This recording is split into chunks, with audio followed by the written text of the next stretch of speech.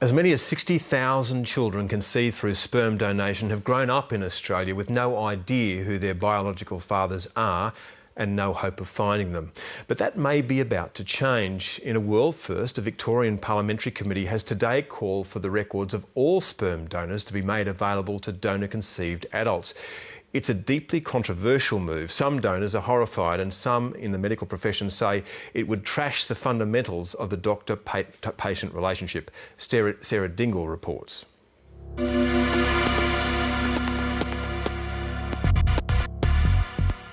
I've always been very curious to know who my biological father is. I would pass people or look at strangers and wonder whether we were related. 29 years ago, Narelle Gretsch was conceived using sperm from an anonymous donor.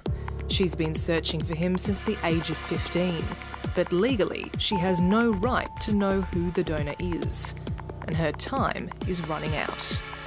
Last May I was diagnosed with stage 4 bowel cancer. Because it's stage 4 there is no stage 5. My oncologist just said to me on Monday actually that he's kind of expecting me to live a few years at best, were his words. Like all sperm donors at the time, the man who helped conceive Narelle was promised his identity and medical history would be denied to any offspring. But her illness has given her an urgent need to find him. All the doctors asked almost instantly, is there a history of bowel cancer in your family? There are tests, if it's in the family, that young people can have from about 15. So had I known that there was a potential risk of bowel cancer, I could have caught this before stage 1 even. She's not concerned just for herself. Narelle Gretsch has learned that she has 8 half-siblings, all fathered by the same donor, who may be carrying the same fatal gene. All of them are 25 and older and they need to be screened, and I've got no way of warning them. Narelle's plight has given added urgency to the task of a Victorian government committee, which has examined whether children conceived with donor sperm can have access to identifying information about their donors. Narelle Gretsch's illness was something which really touched the committee. She is in a position where she needs to, if she's going to find out who her biological father is, she needs to get that information reasonably quickly. I've got hugs for you if you were born in the 80s. Yeah. In the early 80s, the creation of technology to freeze and store sperm kicked off a donor insemination boom across Australia. It was an industry built on shame and secrecy. Families were told to pretend it never happened, and donors were promised they'd never be found. After hearing all the evidence, it became apparent that what is really most important here is the rights of the children. Now, Victorian politicians are calling for what would be a world first. Donor offspring would be given identifying information about their donors. Some donors told the inquiry anonymously they were deeply opposed to the prospect of change. One said it would be extremely distressing for his wife and their children, and he feared and dreaded contact. While that's perhaps embarrassing, uncomfortable, when you weigh that against what these donor-conceived children are going through, it pales into insignificance. Medical professionals are dismayed at the thought of moving the goalposts. We always regard the patient-doctor relationship as being absolutely sacrosanct. That information must remain confidential unless there is expressed consent from the donor. To me, a promise is a promise, and we should not change it retrospectively. Professor Gab KOVACS is a pioneer of donor insemination. Since 1978, he's treated more than 3,000 couples, including the parents of Narelle Gretsch.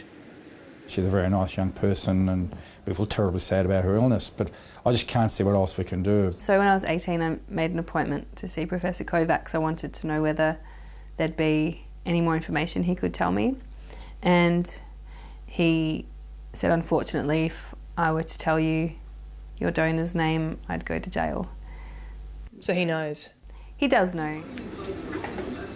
Professor KOVACS says he can't remember who the donor is and he no longer has access to her records. There are stories of successful reunions. Roger Clarke and Riley Knight are good mates, and Roger is also Riley's biological father. We share ideas and opinions and thoughts, and we enjoy each other's company, and that's probably the best way to sum it all up. Roger Clarke donated on a number of occasions in the 1980s, after his wife suggested they help other couples. Riley is one of 5 offspring conceived using Roger's sperm. I met Roger when I was 19. I went in without real expectations of anything that was going to come out of it. For them, the law wasn't a barrier. Each wanted to find the other, and so joined a voluntary register. There's that moment when he walks through the door, and it was a terrific moment for me because you straight away look for resemblance. I thought Riley looked like I looked when I was about 18 years old myself. He's got a full head of hair, I'm very happy about that. That's excellent, I'm looking forward to that. If passed, the changes will allow Roger's other donor offspring to contact him, although Roger won't have the right to contact them himself. I welcome any inquiry that might come from the other 4, and Riley said he's busting to meet them anyway.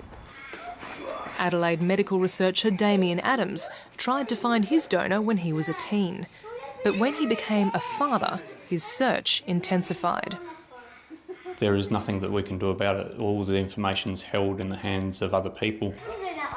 Now Damien Adams is a national advocate for donor-conceived people, but without legislative change in his state of South Australia, he will probably never find his donor. We haven't had a voice really before this time, and it's really nice that we're being listened to. I hope that I'm around long enough to potentially meet my biological father and some of my paternal family and siblings.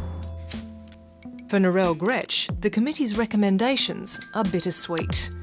The changes won't save her life, but her 8 half-siblings would be warned of any urgent medical risk, which for them could mean the difference between life and death. I'd hate to kind of bring about a lot of difficulty for them, but I do believe that knowing the truth is really important. For me, even though it's been a difficult journey, the truth really does set you free.